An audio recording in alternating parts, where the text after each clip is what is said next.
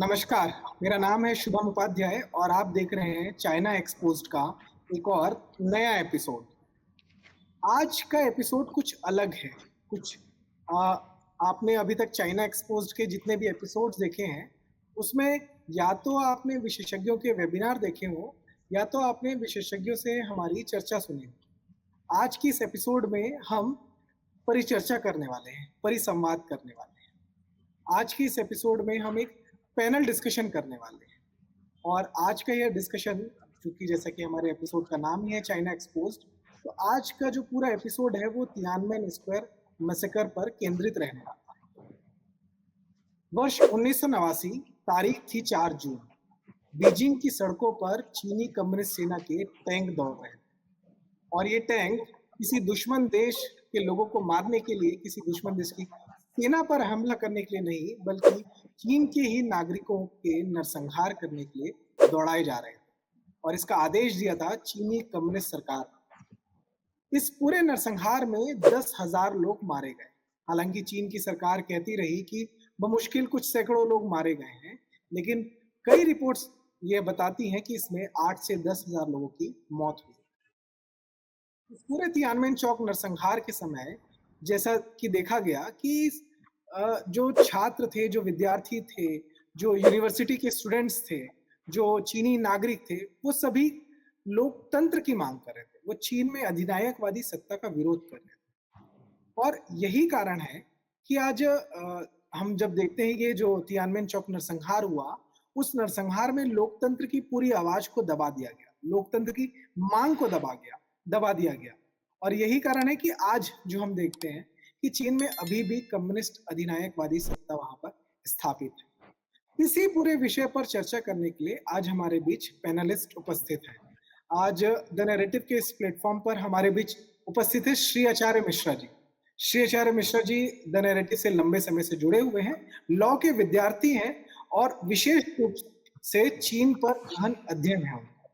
उनके विषय पर ना सिर्फ उनके अध्ययन पर रुचि है, बल्कि वो लंबे समय से चीन के विषय पर लिखते और पढ़ते रहे। कई डिबेट्स में उन्होंने पार्टिसिपेट किया है और चीन के विषय पर वो पढ़ने में, बताने में, बोलने में काफी आनंद की अनुभूति भी करते हैं। साथ ही हमारे बीच उपस्थित है ऐश्वर्य पुरोहित जी।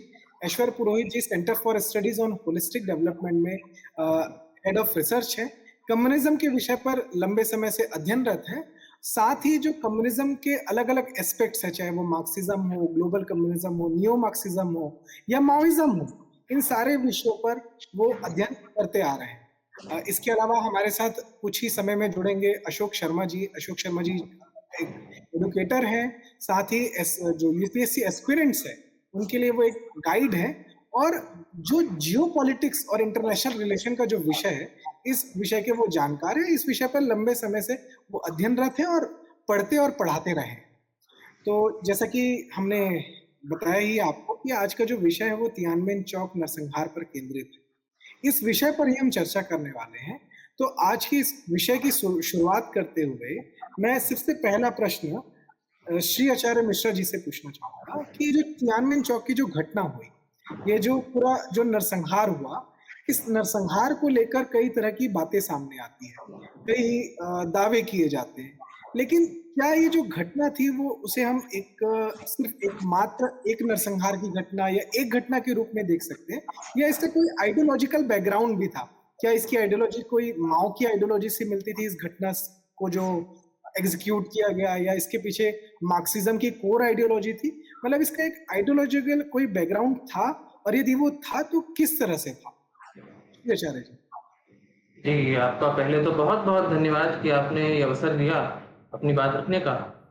तो तियानमेन स्क्वायर की घटना को एक घटना ना देखते हुए जो कम्युनिस्ट इतिहास में अनेकों जेनोसाइड हुए हैं, अनेकों मैसेकर हुए हैं, उसी का एक पार्ट देखना चाहिए। और कम्युनिस्ट सत्ता में नरसंहार का यूज करना एज अ पॉलिटिकल टूल ये कोई नई बात नहीं है। तो चीन में कल्चरल रिवॉल्यूशन के बाद में उसी समय आप देखेंगे डेंग शाओपिंग के शासन में ही वन चाइल्ड पॉलिसी में अगर 2-3 बच्चे होते थे तो पार्टी के नीचे के ऑफिशियल उनको प्लास्टिक बैग में भर करके फेंक देते थे। इस प्रकार के यूज तियानमेन में जो है वो आपने देखा ही। यहाँ तक कि जाओ एनलाई की जब मृत्यु होती है, Zhou Enlai was a very great leader of China. जब उनकी मृत्यु में भीड़ इकट्ठा होती है और जब 19-20 के बयान दिए जाते हैं कि जाओ एनलाई का ये कंट्रीब्यूशन था, उससे चिढ़कर के कम्युनिस्ट सत्ता ने भी अ, कुछ इंटेलेक्चुअल्स के ऊपर, कुछ जिन्होंने आर्टिकल्स लिखे, जिन्होंने आवाज उठाई, और क्या आवाज उठाई, जाओ एनलाई को श्रद्धांजलि देने का काम किया। इस पे भी कम्युनिस्ट सत्ता ने कदम उठाए थे। तो use of force in a communist system is nothing new. Class struggle की जब बात आती है कि जब वर्ग संघर्ष होता है, एक वर्ग दूसरे को मारता है, इसी एक बैकग्राउंड को कम्युनिस्ट सत्ताधारी अलग अलग सिचुएशंस में अप्लाई करते हैं। तियानमेन स्क्वायर में वो डेमोक्रेटिक प्रोटेस्टर हो गए, अन्य जगह पर वो क्लास की बात हो गई, कहीं पर वो धर्म की बात हो गई, शिनजियांग में मुस्लिम वर्सेस हान का समीकरण चल रहा है। तो this is nothing new, this is a continuation of a use of force which is very common in a communist system. अ, जैसा कि हमें पता चलता है कि जो कम्युनिस्ट आइडियोलॉजी है वो कहीं ना कहीं से फोर्स से अपनी चीजों को थोपती है, दबा देती है। लोकतंत्र की जो हम बात करते हैं, जहाँ पे अभिव्यक्ति की स्वतंत्रता की बात होती है, वो सब खत्म हो जाती है। अशोक जी से मेरा एक प्रश्न है कि ये जो पूरी घटना हुई, ये इस घटना को आप किस तरह से देखते हैं? ये मतलब एक एक खुद की जो पार्टी है वो अपने ही देश के लोगों पर टैंक चला दे रही है, लोकतंत्र की मांग करने वालों को जेल में डाल दे रही है। जो स्टूडेंट्स हैं, यूनिवर्सिटी के स्टूडेंट्स हैं, उन्हें उनका नरसंहार कर दिया जा रहा है, उनके परिवारों को जेल में डाल दिया जा रहा है। इस पूरी घटना को आप किस तरह से देखते हैं, अशोक जी? नमस्कार शुभम जी, और नमस्कार नैरेटिव के साथ दर्शकों को। देखिए, तियानमेन स्क्वायर जो है, जनरली हम लोग जो नैरेटिव चलाया जाता है, आप देखिए हम लोग उसे कहते हैं 4 जून इंसिडेंट या 89 का डेमोक्रेसी मूवमेंट। लेकिन चाइना उसे कैसे कहता है, ये भी हमें बहुत समझना पड़ेगा। चाइना उसे हमेशा कहता है काउंटर रेवोल्यूशनरी रिबेलियन, उसे राइट्स कहता है, उसे पॉलिटिकल टर्मोइल कहता है, उसे 1989 का स्टॉर्म कहता है। तो ये जो चाइना का नैरेटिव है, और आपको चीज समझना है कि ये, जैसे अभी श्री आचार्य जी कह रहे थे हमारे पैनलिस्ट, कि ये कोई सिंगुलर इंसिडेंट नहीं है। अगर आप इसकी हिस्ट्री देखें, माओ जेडोंग के डेथ के बाद 1976 के बाद ही अगर आप देखें, और जो गैंग ऑफ 4 जो माओ जेडोंग का बड़ा फेमस था, उसके खत्म होने के बाद ही हम चीजों को देखें, तो यहाँ पे बहुत सारी चीजें हैं। जैसे हम लोग बोलते हैं डेथ ऑफ जो उनके लीडर थे, जो रिफॉर्मिस्ट लीडर थे बहुत बड़े उस समय के, हु याबोंग की डेथ तो एक इमीडिएट कॉज थी। उनका इन्फ्लेशन, उनका पॉलिटिकल करप्शन, उनका नेपोटिज्म, उनका इकोनॉमिक रिफॉर्म, और एक थर्ड वेव ऑफ डेमोक्रेसी, ये सब मिलके तियानमेन में बेसिकली बर्स्ट आउट हो गया था, है ना। ये सब चीजें मिली हुई थी। जिस तरीके से वो कहते हैं कि उनके शासन में सबको समान अधिकार मिलेगा, वो वहां के नागरिकों को नहीं मिल रहा था। जिस लेवल का नेपोटिज्म चल रहा था, अगर हम थोड़ा सा पीछे जाएं, जब डेन ज़्याओपिंग ने रिफॉर्म्स की बात की, तो आपको जान के बड़ी खुशी, अजीब लगेगा और खुशी भी होगी कि 1950s में चाइना में स्टेट कंट्रोल्ड प्राइसिंग होती थी, और उन्होंने ये बोला कि अब इसको हम सिस्टम चेंज करके मार्केट, जो उनका मार्केट बेस्ड सिस्टम, प्राइसिंग का सिस्टम था, लेकिन उन्होंने डायरेक्टली नहीं किया था उसको।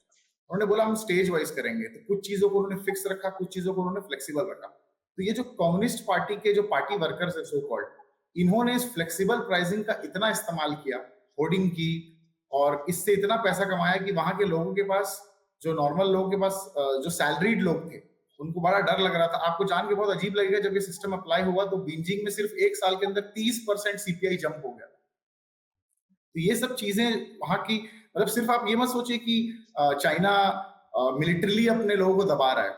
चाइना ने इकोनॉमिकली क्या क्या किया है, आप देख लीजिए, माओ के जमाने में तो किया ही किया है, और उसके बाद भी आप देखेंगे डेन जियोपिंग के जमाने में भी, और आज भी चाइना ये करता है कि इकोनॉमिकली वो सप्रेस करता है किसी ना किसी तरीके से। ये शुभम। एक बार फिर से तियानमेन चौक के विषय पर ही आते हैं। तियानमेन चौक का जो नरसंहार हुआ, वो अगर देखा जाए तो वो कोई एक दिन का या 1 महीने का या 2 महीने का इंसिडेंट नहीं, वो एक लंबी प्रक्रिया चली आ रही थी वहां पर। चाहे वो कम्युनिस्ट ऑपरेशन हो कि मतलब वो पूरे समाज को दबाया जा रहा है, जैसे कि आपने अभी कहा कि सिर्फ फोर्सफुली लोगों को मिलिट्री से नहीं दबाया जा रहा था, फाइनेंशियली इकोनॉमिकली भी उनको फोर्स किया जा रहा था। बहुत सारी चीजें, रिस्ट्रिक्शंस लगाई जा रही थी। कम्युनिस्ट पॉलिसीज जो थी, जो पुस्तकों में पढ़ने में अच्छी लगती थी, उन्हें जमीन पर उतारा जाता था, जिसका कोई जो परिणाम निकला वो कहीं से भी सुखद नहीं था। ये सारी चीजें चीन की जनता देख ही रही थी। यही कारण है कि कई प्रदर्शन देखे गए, 1981 में हो, 86 में हो, 87 में हो, 89 में। तो ये एक लंबी प्रक्रिया चली आ रही थी जो पूरा 80 का दशक में चीन में देखा गया।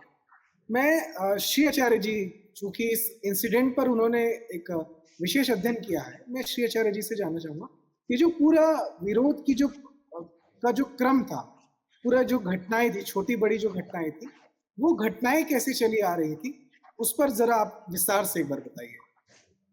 जी, टियानमेन को समझने के लिए चीन में वाइडर रूप से क्या रिफॉर्म हो रहे थे, क्या चेंजेस आ रहे थे, सोसाइटी में क्या चेंजेस आ रहे थे, इसको दिखाने के लिए मैं आपको माओ के समय में ले जाना चाहता हूँ। देखिए, माओ जेडोंग के समय में there was one chairman, there was one leader who would rule by decree. तो Mao was in a sense a dictator. Mao के समय में कल्चरल रिवॉल्यूशन होता है और आपको जान करके हैरानी होगी कि जो माओ के बाद लीडर बनते हैं, डेंग शाओपिंग, ह्यू याओबांग, जाओ जियांग, शी जिनपिंग के पिताजी, यहां तक कि डेंग शाओपिंग के बड़े लड़के को उन अत्याचारों से गुजारा गया कि he was permanently injured. The father of Xi Jinping, he was forced to work in fields. Xi Jinping himself was exiled. So that was the extent of cultural revolution. Cultural revolution में Mao once said, and it was through a long poster, a poster which they used. He said, bombard the headquarters, which means कि जो आपके senior party members थे, उन senior party members को ही आपको एक प्रकार से हानि पहुंचानी है। So this was the extent of his dictatorship. इस समय डेंग शाओपिंग कहाँ थे? डेंग शाओपिंग उस समय में he was fighting for his life. He was running away places to places so as to hide, जिससे कि कोई उनको पकड़ न ले, जिससे कि कोई उनको मार न दे। और जो गैंग ऑफ फोर था, जो माओ के मरने के बाद में और सत्ता को कैप्चर करता है, माओ की जो वाइफ थी, they were basically ruling and they were basically manipulating the old Mao who was near his death. अब Mao Zedong died on September 9th of 1976. And the successor of Mao का जो successor था, his name was Hu Gaofeng. अब Hu Gaofeng was not liked by the individuals who were oppressed during the Cultural Revolution, which included many senior party members of the CCP. जब इन्हें Deng Xiaoping को पता चलता है कि माओ की मृत्यु हो गई है, तो डेंग शाओपिंग बहुत इंटरेस्टिंगली डेमोक्रेसी का सहारा लेते हैं। और मैंने आपको बताया कि माओ ने बड़े-बड़े पोस्टर्स का यूज किया था अपने समर्थकों से कम्युनिकेट करने के लिए। बॉम्ब द हेडक्वार्टर्स एक पोस्टर में ही लिखा हुआ था।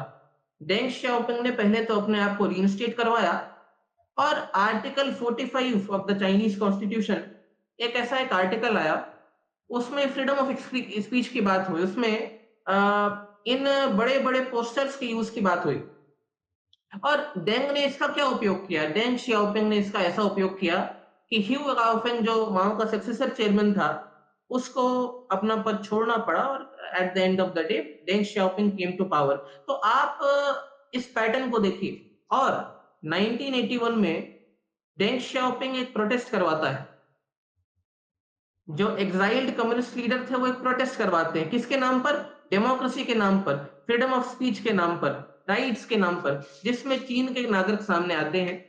और जिडान की एक स्ट्रीट होती है, टियानमेन स्क्वायर से लगा हुआ एक जिडान स्ट्रीट है, उस पूरे स्ट्रीट में पोस्टर छपते हैं कि चीन के सत्ताधारी एक कलेक्टिव लीडरशिप का एक दौर लाया जाए, एक चेयरमैन का दौर न लाया जाए। और डेंग शाओपिंग इसे कहता भी था कि कलेक्टिव लीडरशिप हो, इंटरनल पार्टी डेमोक्रेसी हो, इसकी बात डेंग शाओपिंग करता था। लेकिन मुद्दे की बात क्या है कि ये सब बातें एक पॉलिटिकल टूल की थी कि जब डेंग शाओपिंग की सत्ता हाथ में जैसे ही आती है, आर्टिकल 45 भी गायब हो जाता है।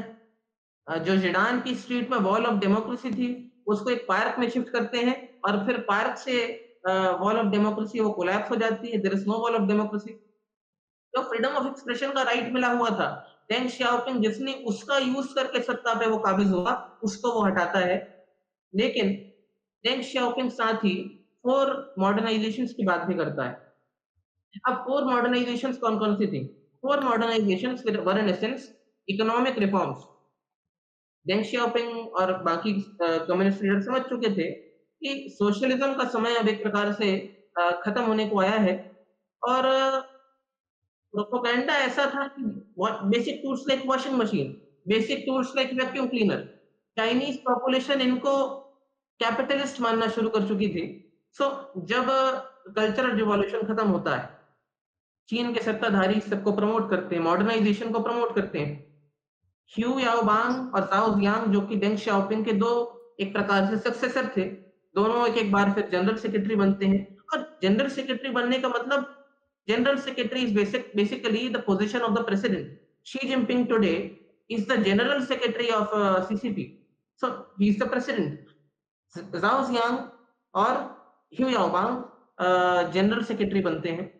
पहले ह्यू याओबांग बनता है and very sadly Hu Yaobang intent को नहीं समझ पाते। ह्यू याओबांग इकोनॉमिक रिफॉर्म के साथ साथ पॉलिटिकल रिफॉर्म की बात करते हैं। यहां तक कि कल्चरल रिवॉल्यूशन में तिब्बत में जो रेड गार्ड्स ने किया, हजारों हजार मंदिर तोड़ दिए, मोनेस्ट्री जला दी, ह्यू याओबांग उनके रिहैबिलिटेशन की बात करते हैं।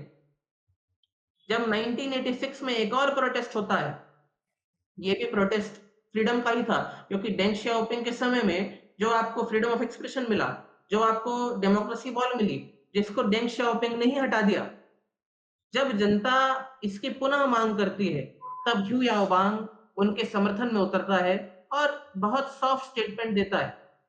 अच्छा, Hu Yaobang also talked about anti corruption drives. आपके देश में जब आपका एक कम्युनिस्ट देश होता है, तो आपके देश में करप्ट कौन होता है? जो सत्ताधारी होता है, जो पॉलिट ब्यूरो मेंबर होता है, जो सेंट्रल कमिटी में होता है, वो करप्ट होता है क्योंकि उसके पास पावर होती है। जब Hu Yaobang talked of anti corruption drives, his target were the traditionalist nepotism filled families which were ruling China. Now this angered the elders in the party. जब ह्यू याओबांग लोगों की अपॉइंटमेंट करते थे, तब उन पर एक एक इंटरनल पॉलिटिक्स का आरोप लगने लगा।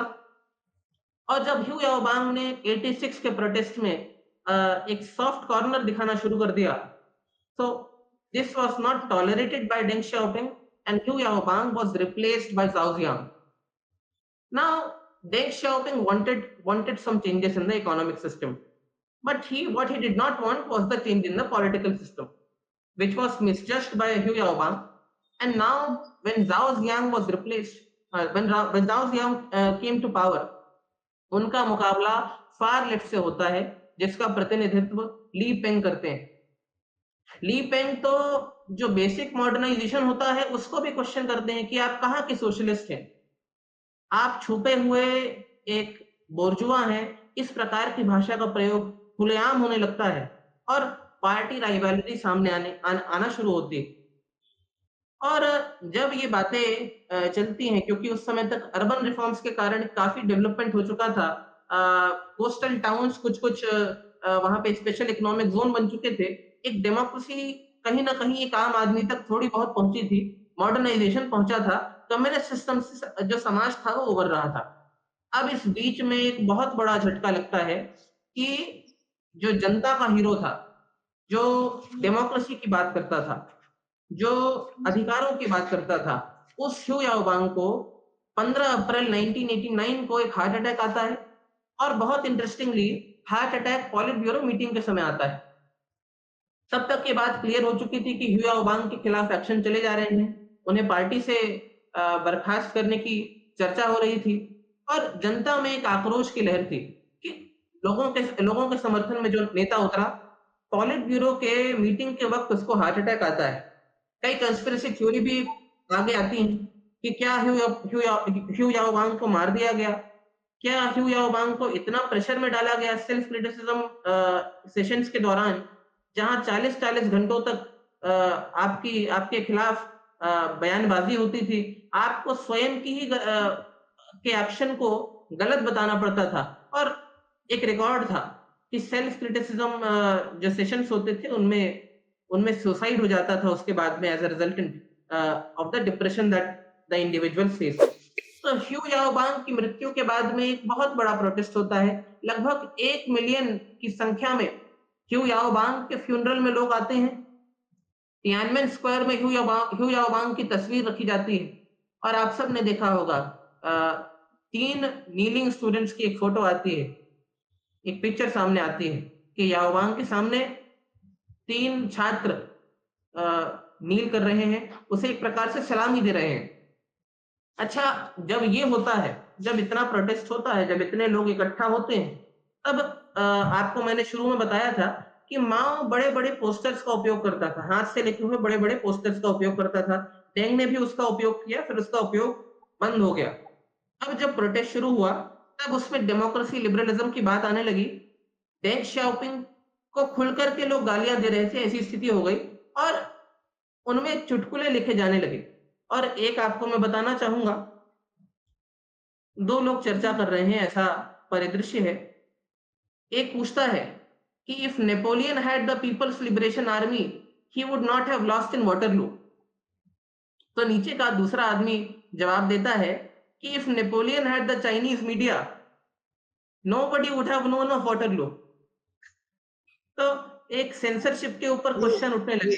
ये चाइनीज मीडिया वाली बात जो आपने कही शेरचार्य जी, मैं इसी पूरे इंसिडेंट में, इस पूरी कहानी में एक हिस्सा आता है 2 एडिटोरियल्स का, जो चीनी अखबार में छपता है।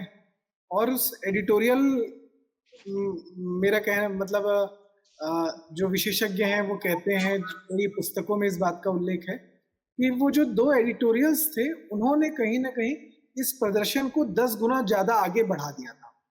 और जो हजारों की संख्या में जो छात्र सड़कों पर उतरे थे, उनकी संख्या बढ़कर वो लाखों तक पहुंच गई। इन 2 एडिटोरियल्स ने ऐसा माहौल बनाया। तो अभी चूंकि मीडिया की बात निकली, तो उन 2 एडिटोरियल्स की क्या कहानी है, वो एक बार आप बताइए। देखिए, इस प्रोटेस्ट के समय में काफी अलग-अलग इंटेलेक्चुअल सामने आए। इसमें 3 प्रमुख थे, एडिटोरियल वाले काफी थे, लेकिन 3 प्रमुख थे, फांग, वांग और लिू। इनमें से कुछ कहीं पढ़ाते थे, कई इंटेलेक्चुअल्स जो थे वो टेक्नोक्रेट्स थे जो रिटायर हो चुके थे।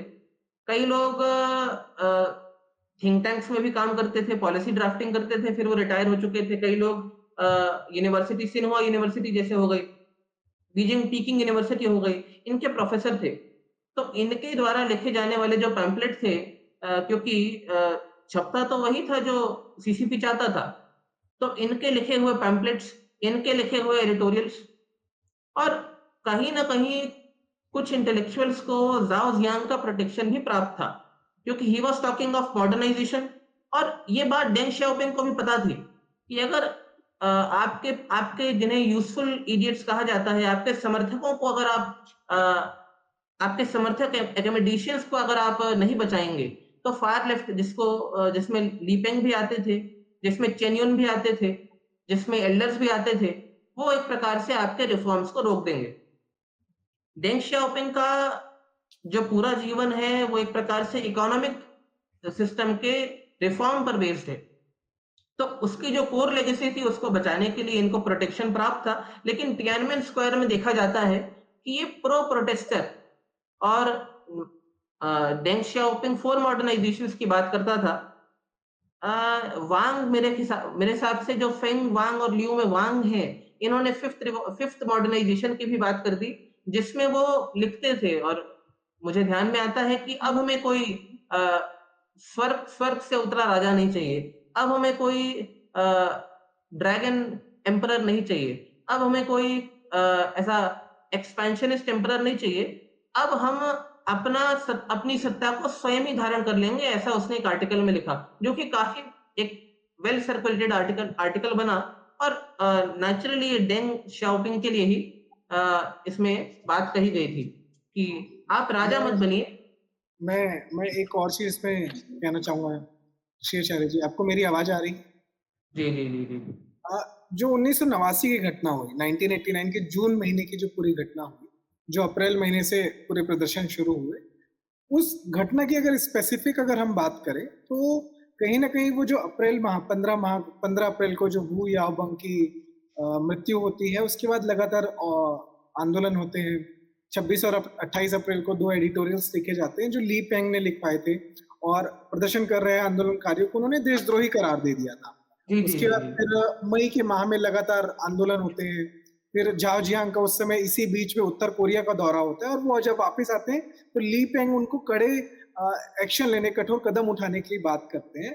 लेकिन झाओ जियांग कहते हैं कि नहीं, लोकतंत्र की जो मांग हो रही है, जो प्रदर्शन है, वो कहीं ना कहीं उनकी मांगे सही है, पूरी तरह से गलत नहीं है। लेकिन धीरे धीरे ये पूरा विषय आगे बढ़ता है, और अंततः ली पेंग पूरी तरह से अपना कंट्रोल ले लेते हैं। इस बीच गोरबचेव का भी चीन में दौरा होता है, और फिर इसके बाद 20 मई 1989 को मार्शल लॉ लगा दिया जाता है। और मार्शल लॉ लगने के बाद भी जो प्रोटेस्ट था, जो आंदोलनकारी छात्र थे, वो रुकने का नाम नहीं ले रहे थे। वो उन्होंने भूख हड़ताल शुरू कर दी 21 मई को। फिर पीएलए के जो आर्मी के जो पीपल हैं वो सड़कों पर उतर गए। मतलब उस समय वो सिविल ड्रेस में आए पहले, उन्हें सादे कपड़ों में उतारा गया सड़कों में। उसके बाद फिर जैसे फिर झाओ जियांग को हटाकर जियांग जेमिन को उसमें शामिल किया गया। और इन सब चीजों के बाद अगर देखा गया तो जो पूरा जो प्रोटेस्ट था वो कहीं ना कहीं आगे बढ़ता ही गया। और इस प्रोटेस्ट के बाद अंततः 3 जून की रात को सेना को बुलाना शुरू किया गया। 3 जून को सेना आई, और तियानमेन चौक की सड़कों पर, जो बीजिंग की सड़कों पर सेना के टैंक्स चल रहे थे, और उन्होंने अंततः इतना बड़ा नरसंहार कर दिया। चीनी जनता को ही मार डाला, विद्यार्थियों को मार डाला। शुभम जी, इसमें मैं जो आपने कहा, इसमें एक इंटरनल पॉलिटिक्स का भी एंगल आता है कि जब जाओ जियांग नॉर्थ कोरिया जाते हैं तब ली पेंग अपना कंट्रोल लेने का प्रयास करते हैं। और आपने जो कहा कि जाओ जियांग प्रोटेस्ट को क्यों नहीं रोकना चाहते थे या प्रोटेस्टर्स के समर्थन में क्यों बात करते थे, तो जाओ जियांग को कहीं ना कहीं लगता था कि डेंग शियाओपिंग किसके हाथों से सत्ता लेकर के स्वयं सत्ताधारी बनने का ये अच्छा अवसर है। तो उन्होंने काफी प्रो प्रोटेस्टर बयान दिए। जब गोर्बाचेव आते हैं तो गोर्बाचेव के सामने डिलिबरेटली जाओ जियांग ओनस डेंग शियाओपिंग के ऊपर शिफ्ट करने के लिए कहते हैं कि though there is collective leadership but we can't do without Deng, ये उनका बयान होता है। और डेंग शियाओपिंग एक हिडन लीडर हुआ करते हैं, सबके सामने आकर के ओपनली बाय डिक्लेरेशन वो रूल नहीं करते, लेकिन जाओ जियांग डिलिबरेटली उनका नाम मेंशन करता है कि we can't do without Deng, और जो important decision are taken by Deng. तो एक प्रकार से वो प्रोटेस्टर्स को टारगेट देते हैं कि आप मेरा मेरा पोस्टर मत जलाइए, क्योंकि जनरल सेक्रेटरी तो जाओ जियांग है, आप डेंग के विषय में बोलिए, आप डेंग को गालियां दीजिए। एक प्रकार से डेंग शियाओपिंग के खिलाफ पॉलिटिक्स खेलते हैं, और नतीजा नतीजा भी यही होता है। लेकिन आखिर में जब जब डेंग शियाओपिंग इस बात को समझते हैं तब जाओ जियांग को समरली रिमूव किया जाता है। और अब ली पेंग के पास में, Li Peng was a fundamentalist, Li Peng was a Maoist who was again willing to kill people, और ली पेंग के पास में सत्ता आती है। जिस तरह से इस पूरे घटनाक्रम को, इस पूरे नरसंहार को अंजाम दिया गया, पीएलए ने सड़क पे उतरकर टैंक चला दिए लोगों पर, ये सारी जो घटनाएं हुई 4 जून को हो गई। 5 जून को फिर वैश्विक नेताओं ने इस पर अपनी प्रतिक्रिया देनी शुरू की। कई देशों से इसका क्रिटिसिज्म भी हुआ। लेकिन अशोक जी, मैं आपसे जानना चाहूंगा कि हम वर्तमान परिस्थिति जब देखते हैं तो ईरान जब कोई घटना करता है तो उस पर सैंक्शंस लग जाते हैं। इजराइल फिलिस्तीन पर कुछ होता है तो सैंक्शन की बात होती है, या रशिया पर सैंक्शंस लग जाते हैं जब रूस यूक्रेन वॉर होता है, या अजरबैजान और इसका अर्मीनिया का वॉर होता है तो सैंक्शंस की बात होती है। छोटी छोटी घटनाओं पर भी सैंक्शंस की बात होती है। लेकिन कोई एक इतना बड़ा देश जिसकी पॉपुलेशन दुनिया में सबसे ज्यादा उस समय थी, वैसा देश अपने ही 10,000 नागरिकों को अपने देश की राजधानी की सबसे महत्वपूर्ण चौक पर, चौराहे पर मार देता है। उन पर सेना भेजकर उनके ऊपर टैंक चलवा देता है, गोलियां चलवा देता है, हजारों लोगों को जेल में डलवा देता है, और सिर्फ इसलिए क्योंकि वो लोग जो पॉलिटिकल रिफॉर्म की बात कर रहे थे, राजनीति में सुधार की बात कर रहे थे, लोकतंत्र की मांग कर रहे थे, वो चाहते थे कि अधिनायकवादी सत्ता वहां से हटाई जाए। तो उस समय जो ग्लोबल पॉलिटिक्स थी वो कैसे काम कर रही थी, जो ग्लोबल लीडर्स थे, जैसे कि यूएसएसआर लगभग लगभग उस समय खत्म होने की कगार पर था, तो यूएसए जो था, अमेरिका, वो एक ग्लोबल लीडर माना जा चुका था। तो अमेरिका ने उस समय कोई एक्शन क्यों नहीं लिया, या ग्लोबल जो लीडर्स थे, अंतर्राष्ट्रीय संस्थाएं थी, चाहे हम यूनाइटेड नेशंस को बोले, ऐसी संस्थाएं आखिर में उस समय कर क्या रही थी? वो सिर्फ स्टेटमेंट दे रहे थे, या वो एक्चुअली में एक्शंस कुछ ले रहे थे, या चाइना ने अपने नैरेटिव से उन्हें सेटिस्फाई कैसे किया, या चाइना के नैरेटिव में वो सब फंस कैसे गए? अशोक जी। शुभम जी, देखिए, कम्युनिस्ट सरकारों की खासियत होती है कि वो डेटा को और जितने भी इवेंट्स हैं उनको स्टार्टिंग से ही दबाते हैं। ये कोई उनके लिए नया नहीं है। तियानमेन स्क्वायर देखिए, अभी बहुत हम लोग तियानमेन स्क्वायर की बात कर रहे हैं।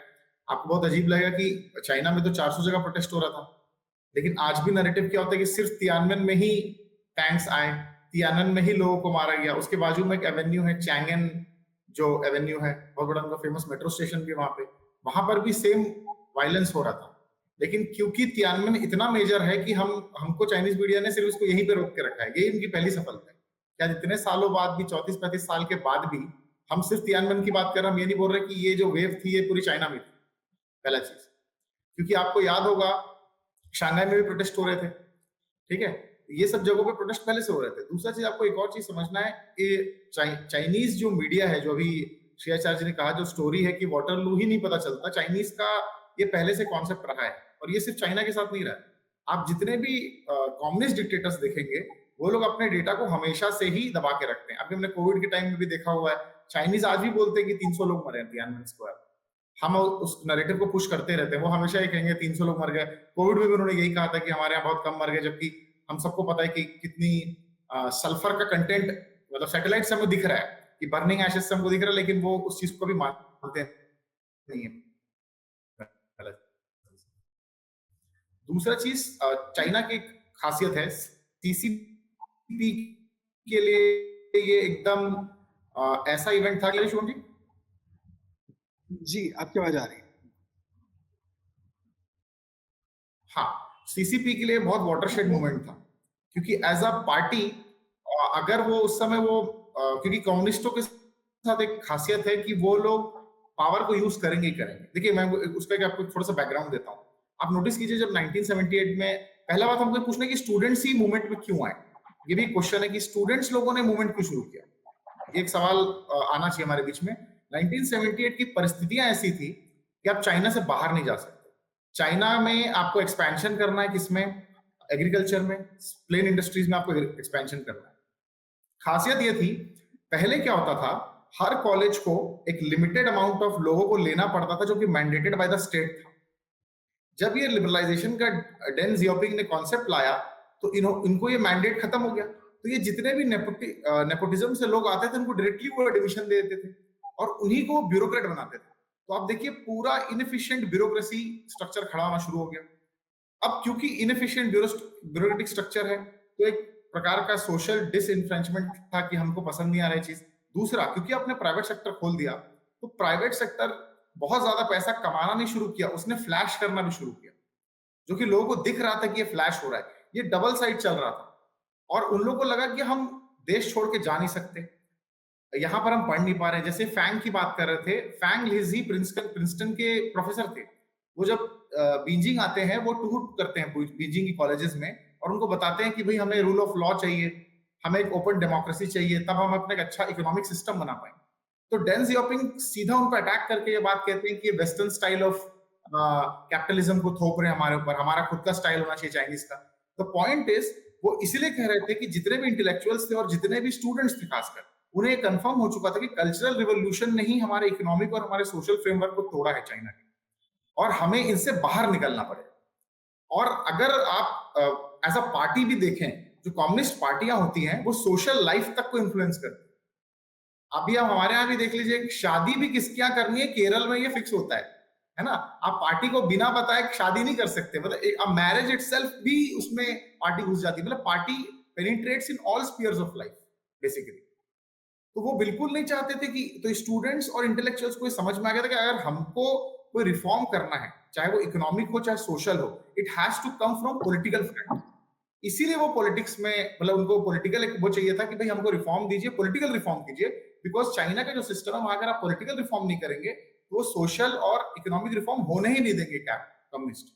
और जैसे आपने कहा, कम्युनिस्टों की आदत रही है हमेशा से कि वो लोग अपने एजेंडा को इतना दबा के चलते हैं, और इतना, जैसे हम लोग हमारे यहाँ भी लेह में भी देखते हैं चीजों को, कि वो धीरे धीरे उनका जो सलामी सलामी स्लाइसिंग टेक्निक है वो धीरे धीरे लैंड्स को लेते रहेंगे, धीरे धीरे उनको बताते नहीं है, वो अपना काम धीरे धीरे चुपचाप करते रहते हैं। दूसरा, वो डिसीव करने में बड़े मास्टर्स है। इंडिया के साथ भी आप एग्जांपल देखिए, जब विजय लक्ष्मी पंडित उनकी एम्बेसडर थी 1962 में, वो बार बार उनको बताते रहे कि हम तो हिंदू चीनी भाई भाई हैं, कोई दिक्कत नहीं, कोई दिक्कत नहीं, और आराम से वो वॉर कर देते हैं। उन्होंने क्लियरली यूएन को और सारे वर्ल्ड पावर, खासकर अमेरिकन को, ये कंफर्म कर दिया था कि हमारे साथ आपको कोई प्रॉब्लम नहीं। दूसरा, अमेरिका का भी हिडन एजेंडा है। अब देखिए चाइना ओपन हो रहा है, अमेरिका को पता है कि एज ए कैपिटलिस्ट कंट्री उसको एक मार्केट चाहिए बहुत बड़ा, और डेन जियाओपिंग उसको एक मार्केट दे भी रहे हैं ओपन करके चाइना। तो अमेरिकन उस समय इस चीज को नेग्लेक्ट करने के लिए भी रेडी है, बिकॉज उस समय अमेरिका ये नहीं सोच पा रहा था कि चाइना किस लेवल पे अमेरिका को भी प्ले कर देगा। जैसे आज आप जब देखते हैं अमेरिका का और चाइना का ट्रेड डेफिसिट, तो अभी जो 2023 का ट्रेड डेफिसिट है, आप समझिए $140 बिलियन का अमेरिका एक्सपोर्ट करता है चाइना को, और चाइना 432 बिलियन का इंपोर्ट, मतलब चाइना को अमेरिका को एक्सपोर्ट करता है, मतलब 3 टाइम्स। आप सोचिए अमेरिका जितना करता है उसका 3 टाइम्स चाइना उसको एक्सपोर्ट करता है। तो अमेरिका उस समय ये चीज को नहीं समझ पाया। अमेरिका को नहीं, उसको नहीं लगा था कि चाइना 30 साल में ये पोजीशन हासिल कर लेगा। अमेरिका वाज थिंकिंग कि 50-60 इयर्स तक तो मेरी पोजीशन को कोई ले नहीं पाएगा, बिकॉज यूएसएसआर डिसइंटीग्रेट होते ही मैं सिंगुलर वर्ल्ड पावर बन जाऊंगा। ये मल्टीपोलैरिटी का कॉन्सेप्ट अमेरिका के दिमाग में उस समय नहीं था। लेकिन अब वो रियलिटीज को हिट करनी शुरू हुई जब इकोनॉमिक रिफॉर्म्स चाइना में हो गए। इसलिए चाइनीज ने अपना स्टेटमेंट भी बदल दिया। अगर आप नोटिस करेंगे उनका एक प्लेनरी है, उसमें लोग सीधा कहते हैं कि हमारा सोशलिज्म वो है जो सोशलिज्म में चाइनीज कैरेक्टर है। उन्होंने अपने सोशलिज्म को भी ट्रू सोशलिज्म, क्योंकि जैसे अभी हमारे पैनलिस्ट बता रहे थे कि कई लोग वहां पे जो कंजर्वेटिव थे वो ये कहते थे कि भाई ये किस टाइप का सोशलिज्म है जहां कैपिटलिज्म करना शुरू कर दिया, आप तो बुर्जुआ की टेक्निक्स कर रहे हैं। तो हमें ये बहुत जरूरी है समझना शुभम जी कि चाइना का जो नैरेटिव है वो उसका पहला स्ट्रैटेजी फॉर वॉर है, हमेशा सही रहा है। और ये चाइना की तरफ से नहीं आता है, ऑब्वियसली चाइनीज पीपल का तो इसमें कोई कंट्रीब्यूशन नहीं है, ये सीसीपी की तरफ से आता है। और सीसीपी हमेशा ये करता है, ये पहली बार नहीं हो रहा है कि सीसीपी यहां कर रहा है। तियानमेन, आप उनकी पूरी हिस्ट्री देख लीजिए। मैं एक छोटा सा एग्जांपल देता हूं, उसको थोड़ा हट के। अगर आप अभी डिक्टेटरशिप के इंडेक्स देखें वर्ल्ड के, तो नॉर्थ कोरिया सबके दिमाग में आता है, क्योंकि नॉर्थ कोरिया टीवी में भी रहता है। किसी के दिमाग में तुर्कमेनिस्तान कभी नहीं आता, जबकि तुर्कमेनिस्तान नॉर्थ कोरिया से ऊपर है उस लिस्ट में, नंबर 2 है। तो ये भी कम्युनिस्ट डिक्टेटर्स, तो टोटलिटेरियन स्टेट पूरा का पूरा। तो इनकी खासियत है ये टोटलिटेरियनिज्म करते हैं, लेकिन क्योंकि इकोनॉमिक माइंड देते हैं। अभी जैसे मैं आपको बता रहा हूं, तुर्कमेनिस्तान रशिया को ऑयल सप्लाई करता है, चाइना को करता है, तो पता नहीं चलता। तो सेम चीज, China plays the same game. जी शुभम। जैसे कि एक इस चर्चा से एक बात तो क्लियर निकल कर आ रही है, जो कम्युनिज्म की आइडियोलॉजी है, माओइज्म की आइडियोलॉजी है। आफ्टर जो तियानमेन का जो नरसंहार हुआ, कहीं ना कहीं उसके पीछे कोई प्रदर्शन, लोकतंत्र की मांग, ये सारी चीजें जरूर हुई, लेकिन जो मुख्य विषय अगर देखें, मुख्य केंद्र देखें, तो कम्युनिज्म और माओइज्म की विचारधारा है।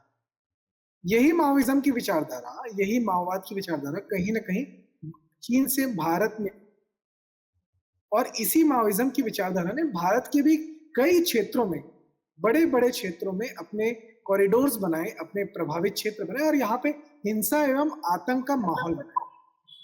तो ये जो विचारधारा है माओवाद की, कि हिंसा के माध्यम से सत्ता हासिल करने, मैं ऐश्वर्य जी, चूंकि इस विषय पर आपका अध्ययन रहा है, तो आपसे इस तियानमेन चौक नरसंहार की घटना जो माओ के देश से माओवादी कम्युनिस्टों ने की थी, उसी माओवादी विचारधारा को आप भारत में जो माओइस्ट टेररिज्म है, माओवादी आतंकवाद है, उसके कॉन्टेक्स्ट में किस तरह से देखते हैं ऐश्वर्य जी? धन्यवाद शुभम जी, हमारे दोनों पैनलिस्ट और सभी नैरेटिव के दर्शकों को नमस्कार।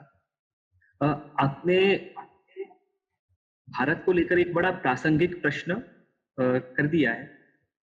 आज यदि हम भारत में देखते हैं कि बहुत सारे कियोस जो चल रहे हैं, उनके पीछे यदि आप अल्टीमेटली जाएंगे तो कहीं ना कहीं माओइस्ट और उनका जो लेफ्ट लिबरल्स है, इनकी साठगांठ है।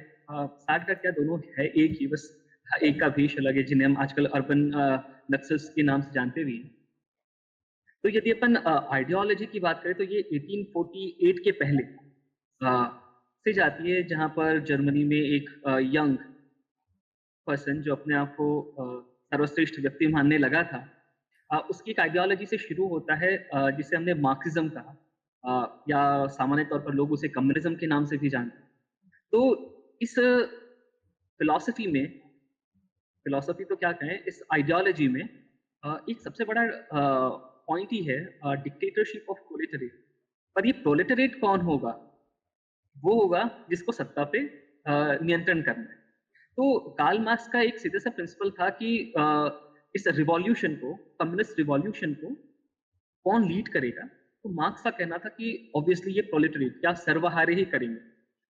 पर जब इसे प्रैक्टिकली पहली बार रशिया में किया गया लेनिन की लीडरशिप में, तो एक ही बात आई कि जो प्रोलेटरिएट्स हैं वो खुद नहीं कर सकते। क्यों? क्योंकि उनके अंदर नेतृत्व के गुणों का अभाव। तो इसलिए किसे करना चाहिए? तो इसके लिए कम्युनिस्ट पार्टी के लीडर्स को लीडरशिप करनी चाहिए। बाकी रिवॉल्यूशन का काम सिपाही के तौर पर सो कॉल्ड प्रोलेटरिएट्स या सर्वहारे करेंगे। और यहाँ से फिर बात आती है कि ये स्टेट को प्रोलेटरिएट की डिक्टेटरशिप होगी, ये तो कम्युनिज्म का बेसिक प्रिंसिपल ही है। तो डिक्टेटरशिप आ जाएगी, तो उस डिक्टेटरशिप में आपने देखा होगा लेनिन के टाइम पर, उसके बाद स्टालिन के टाइम पर बहुत सारे अकाल पड़े, बहुत सारे लोगों की मौत हुई। ऐसा माना जाता है लगभग 20 लाख लोग शायद कुछ मरे उस समय। तो इसके कारण सीधी सी बात है कि लोगों में विद्रोह होगा। उसके बाद युगोस्लाविया ने एक नया इकोनॉमिक मॉडल अडॉप्ट किया था यूएसएसआर के अंडर में। तो इनके अंदर के जो अंतर्विरोध थे, कम्युनिज्म के अंदर के जो अंतर्विरोध हैं, उनकी जो कोर आइडियोलॉजी में जो फॉल्ट्स थे, उसके कारण उसके जो नतीजे थे वो बड़े भयानक थे। और इससे सीधी सी बात है कि लोगों का गुस्सा कभी ना कभी भड़कना ही था। हमारे यहाँ पे एक कहावत है कि पाप का घड़ा कभी ना कभी फूटता है। बट रशिया में जब ये होने लगा, तो हमने देखा कि स्टालिन ने अपने पॉलिटिकल अपोनेंट्स के साथ साथ सामान्य लोगों पर भी काफी अत्याचार किए। बट एक टाइम ऐसा है कि जब वो रिफॉर्मिस्ट बनने लगे, और यहाँ से वर्ल्ड कम्युनिज्म में दो आते हैं, एक शिफ्ट हो जाता है, दो पोल्स बन जाते हैं, जिसमें एक जो चाइना वो हार्ड लाइनर्स बन जाता है, और रशिया थोड़ा सा रिफॉर्मिस्ट मोड में चला जाता है। रिफॉर्मिस्ट मोड का भी कारण हुआ है कि कुछ समय तक लोगों की सिंपैथी हासिल कर सके, जैसा कि जियाओपिंग ने किया था चाइना में। तो चाइना में भी यदि आप तियानमेन स्क्वायर के का जो नरसंहार है, उसके पीछे जो पॉलिटिकल डिबेट चल रही थी कम्युनिस्ट पार्टी ऑफ चाइना के अंदर, उसमें भी आप देखेंगे कि वहां पर भी ये दो धड़े बन चुके थे, जो एक रिफॉर्मिस्ट था और एक हार्ड लाइनर था। रिफॉर्मिस्ट ये माने थे कि चलो अपन इनको समझा बुझा लेते हैं, थोड़ी बहुत इनकी मांगे पूरी कर लेते हैं और फिर छोड़ देते हैं। बट दूसरी तरफ लेपिंग और डेन जियाओपिंग के नेतृत्व में बाकी लोगों का ये मानना था कि नहीं, हमको हार्ड लाइनर तरीके से इन्हें मारना। तो इस तरीके से चला। पर ये आज की बात नहीं है।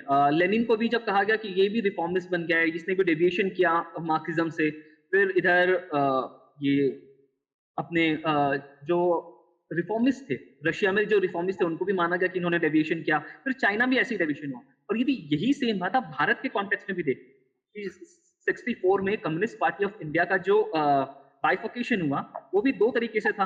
एक जो थोड़ा यूनाइटेड फ्रंट के रूप में कॉन्स्टिट्यूशनल गवर्नमेंट्स में आना चाहता था, तो उस समय चारू मजूमदार की लीडरशिप में एक धड़ा बिल्कुल अलग हुआ। उन्होंने कहा कि जिसने कॉन्स्टिट्यूशन ऑफ इंडिया की शपथ ले ली है वो कम्युनिस्ट नहीं हो सकता। और फिर उन्होंने एक नारा दिया था, चाइना's chairman is our chairman, चाइना's path is our path.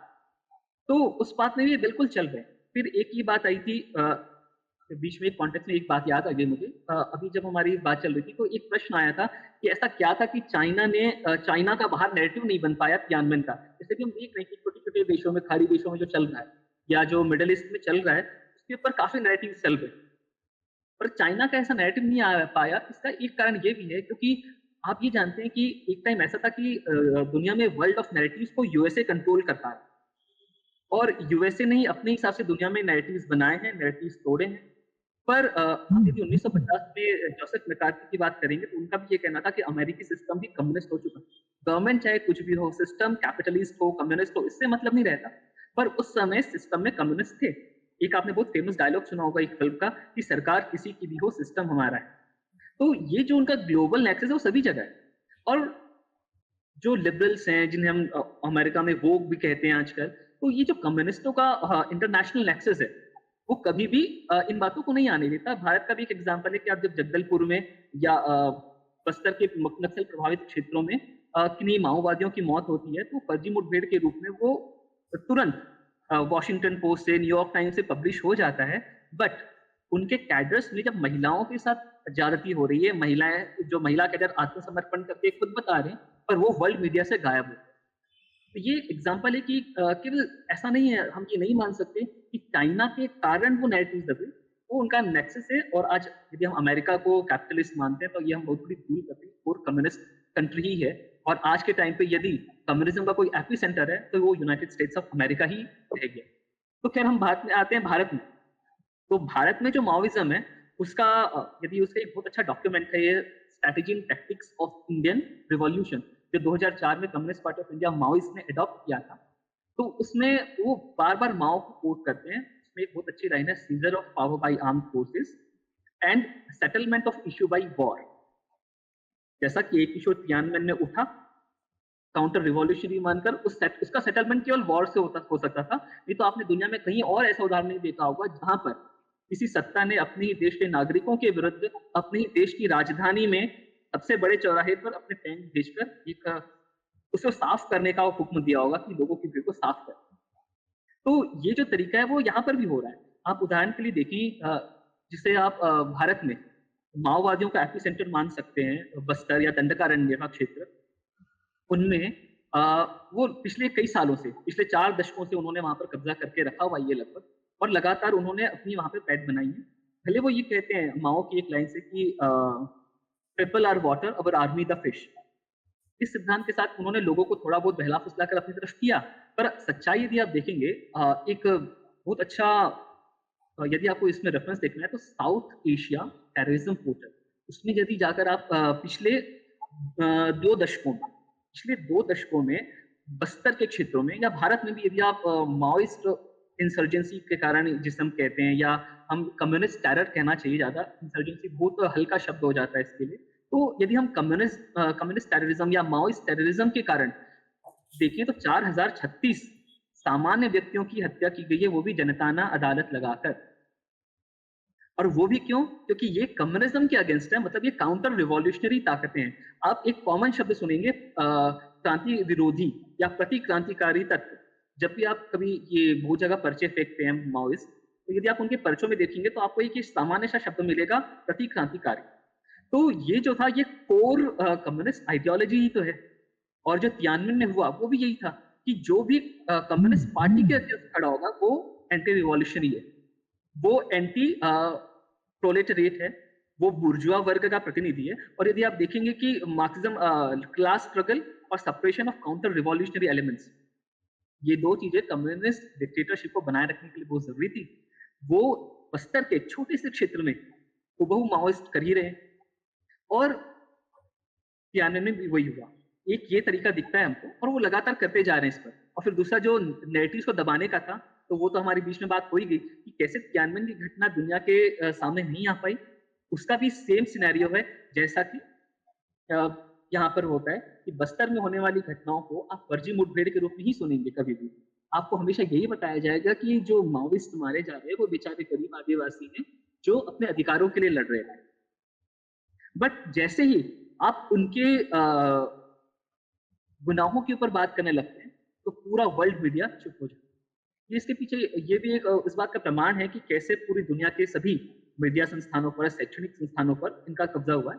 और यदि ज्यादा ही थ्योरी पे जाएंगे तो फिर वो एंटोनियो ग्राम्शी तक हमें जाना पड़ेगा, जिन्होंने 100 साल पहले भी कहा था कि एक सफल कम्युनिस्ट रिवॉल्यूशन के पहले एक कम्युनिस्ट पर्सन तैयार करना बहुत जरूरी है।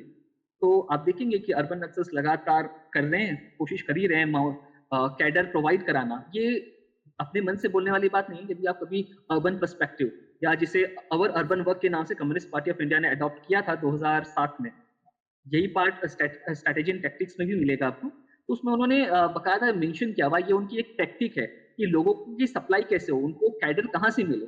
तो कैडर तैयार करने का काम ये लेफ्ट लिबरल्स जो हम अपने आसपास देखते हैं, जिनके लिए एक बहुत अच्छा शब्द आया था अर्बन नक्सल्स, अर्बन माओइस्ट कहना ज्यादा सही है। और यही काम यूएसए में बैठे हुए लोग भी कर रहे हैं। और हम जानते हैं कि इनका क्या नेक्सस है, एकेडमिया में क्या सिस्टम, एकेडमिया कैसा है, वर्ल्ड मीडिया कैसा है, वो नैरेटिव्स कैसे कंट्रोल कर रहे हैं। क्योंकि कंट्रोलिंग दी नैरेटिव्स ये भी कम्युनिस्ट डिक्टेटरशिप का ही एक बहुत बड़ा पार्ट है। आपने देखा होगा कि जब रशिया में भी कम्युनिस्ट डिक्टेटरशिप थी, तो वहां पर भी यही था कि रशिया की सफलता पूरी दुनिया में आर्थिक वृद्धि जो हुई थी, उसकी पूरी दुनिया में प्रेज की जाने लगी थी, बहुत बढ़ाया जाने लगा।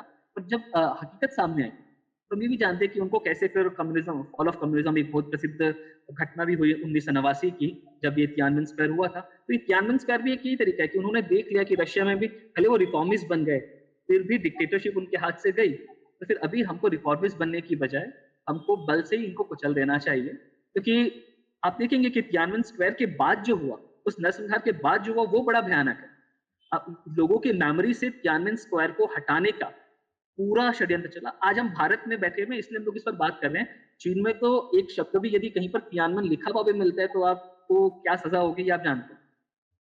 तो उन्होंने जिस तरीके से बाद में सप्रेस करने की कोशिश की, उस चीज को आप ये देखेंगे कि कैसे जब ऐसे माओवादी जो आत्मसमर्पण करते हैं, कभी आप उनके इंटरव्यूज पढ़ें या आप कभी उनकी स्टोरी जानने की कोशिश करें, तो आप ये पाएंगे कि जो तियानवें में हुआ वो भारत में किस तरीके से हो रहा है। बस वही है कि क्योंकि मीडिया और शैक्षणिक संस्थानों पर एक कम्युनिस्टों का एक प्रकार से कब्जा है, तो वो बातें हमको समझ में नहीं आती। बाकी आइडियोलॉजी तो वही है जो 1848 से अपना को सर्वश्रेष्ठ बताती रही है कि दुनिया में एकमात्र जो सही विचार है, जो ऐतिहासिक विचार है, वैज्ञानिक विचार है, वो कम्युनिज्म है। और शायद शुभम जी, इस एक सब चीज इलाज में ऐड नहीं। कर। डॉक्टर अम्बेडकर ने एक बहुत अच्छा, डॉक्टर अम्बेडकर ने एक किताब लिखी है रिवॉल्यूशन एंड काउंटर रिवॉल्यूशन। तो उसमें भी उन्होंने ये कहा है कि उन्होंने कम्युनिज्म को एक प्रकार का जिहाद कहा है, एक ऐसा जिहाद जिसमें केवल मैं ही सही हूँ, जैसा जिहाद से ही समझ में आ जाता है कि केवल मैं सही हूँ, तो हम ही, ये जो भाव है कि बस हमारे अलावा बाकी सभी खत्म हो जाने चाहिए, तो वो दिखता है कि क्रांति बंदूक की नाल से निकलती है। शुभम जी, एक चीज जी मैं ऐश्वर्या जी, जोड़ना जैसा कि चाहूंगा। आपने बताया कि ये सारी जो घटनाएं हैं उसके पीछे की जो माओइज्म और कम्युनिज्म की, मार्क्सिज्म की जो विचारधारा है, उसका मूल कैसा है और ये पूरा जो तंत्र है वो कैसे कार्य करता है। जैसे कि आपने बीच में एक लाइन कही कि भले सरकार हमारी हो लेकिन भले सरकार उनकी हो लेकिन तंत्र अभी भी, सिस्टम अभी भी हमारा है। ये जो एक डायलॉग है एक फिल्म का, यह सिर्फ एक डायलॉग नहीं है, ये आज की वास्तविकता है और ये सिर्फ भारत की नहीं, दुनिया के कई देशों की वास्तविकता यही है। जैसे कि अशोक जी ने भी हमें काफी डिटेल से बताया कि कैसे अमेरिका का जो कैलकुलेशन था 1989 और 90s के शुरुआती समय में, कि उसे लगने लगा था कि अब यूएसएसआर चूंकि खत्म हो रहा है और वो आने वाले 5 से 6 दशकों तक सुपर पावर बना रहेगा, उसे कहीं से कोई चुनौती नहीं मिलेगी। और यह कैलकुलेशन यूएस का पूरी तरह से मतलब हम कहें तो विफल साबित हुआ, गलत साबित हुआ और यूएस अपने ही बिछाए हुए जाल में, मैं कहूंगा कि फंस गया, जैसा कि अशोक जी ने बताया। और श्री आचार्य जी ने भी काफी विस्तार से हमें पूरी डिटेल्स दी, पूरे घटनाक्रम बताए। और कुल मिलाकर देखें तो जो इस परिचर्चा से, इस परिसंवाद से जो विषय निकलता है, एक जो सार निकलता है, वो यही है कि तियानमेन चौक में 4 जून 1989 को जो घटना हुई, जो नरसंहार हुआ, वह केवल और केवल एक नरसंहार मात्र नहीं था। इसके पीछे कम्युनिज्म की विचारधारा, माओवाद की विचारधारा थी, जिसने इस नरसंहार को करने के लिए एक जस्टिफिकेशन दिया, एक फोर्स दिया, जो अंदर से एक जो फोर्स देना था वो उस विचारधारा ने देने का काम किया। वही जो वैश्विक समूह था, उसमें भी कुछ कम्युनिस्ट समूह भी हो सकते हैं और कुछ जो अपने निजी स्वार्थ के लिए जो समूह बैठा था, वो समूह भी था, जिन्होंने इस नरसंहार के होने के बाद भी चीन पर कोई कड़ा एक्शन नहीं लिया। वही जो इसकी विचारधारा से जो भारत में जुड़े हुए लोग हैं, जो भारत में हिंसा और आतंक के माध्यम से माओवाद की विचारधारा को फैला रहे, उसे लेकर भी जिस तरह की जो सारे बिंदु हैं, उसे ऐश्वर्या जी ने हमें बताया। कुल मिलाकर देखें तो ये जो कम्युनिज्म की विचारधारा है, तियानमेन चौक में जो नरसंहार हुआ, इसके पीछे यही एक कारण है, यह स्पष्ट रूप से दिखाई देता है। और यह विचारधारा सिर्फ एक घटना तक सीमित नहीं है, ये पूरे देश में अलग अलग घटनाओं को, हिंसाओं को अंजाम दे रहा है। तो आवश्यक ये है कि हम इस कम्युनिज्म, माओइज्म, मार्क्सिज्म की विचारधारा को समझे, जाने और इसे लेकर ना सिर्फ खुद जागृत रहें बल्कि और भी लोगों को जागृत करें। मैं सभी आज के हमारे पैनलिस्ट अशोक जी, श्री आचार्य जी और ऐश्वर्या जी का धन्यवाद करता हूं कि उन्होंने द नैरेटिव के प्लेटफॉर्म पर समय निकाला इस तियानमेन चौक के विषय पर हमारे साथ चर्चा में उपस्थित रहे। नैरेटिव के सारे दर्शकों का भी मैं धन्यवाद करता हूं कि हमारे इस वीडियो में वो हमारे साथ बने रहे और ऐसे ही एक्सक्लूसिव इंटरव्यूज, परिचर्चाएं, वीडियोज और स्टोरीज इन्हें देखने के लिए आप देखते रहें द नैरेटिव, फॉलो करें द नैरेटिव। चाइना एक्सपोज्ड का यह एक्सक्लूसिव वीडियो जो सीरीज चल रही है वो अभी तियानमेन चौक नरसंहार की घटना इस पूरे वीक पर चल रही है। इसके अगले एपिसोड को भी देखने के लिए आप बने रहें द नैरेटिव के साथ। धन्यवाद।